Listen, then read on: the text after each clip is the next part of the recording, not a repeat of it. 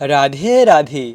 আগামী 19শে আগস্ট ভগবান শ্রীকৃষ্ণের প্রথম প্রকাশ বলরাম, তার শুভ আবির্ভাব তিথি। বলরামের শুভ আবির্ভাব তিথি 19 তারিখে। তো 19 তারিখে আমরা দুপুর 12টা পর্যন্ত উপবাস থাকব ভগবান বলদেবের সন্তুষ্ট বিধানের জন্য।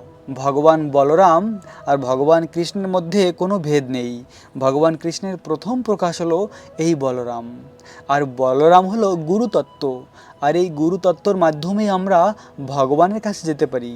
গুরু বিনা আমরা কৃষ্ণের কাছে কখনো পৌঁছতে পারবো না। আর বলরাম এই পৃথিবীতে গুরুরূপে অবতীর্ণ হয়।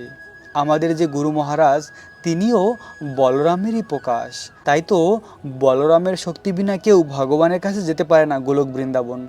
যদি আমরা এই জন্মে গোলক বৃন্দাবন যেতে চাই, তাহলে বলরামকে ভালোবাসতে হবে, বলরামের তত্ত্ব আমাদের ভালো করে জানতে হবে।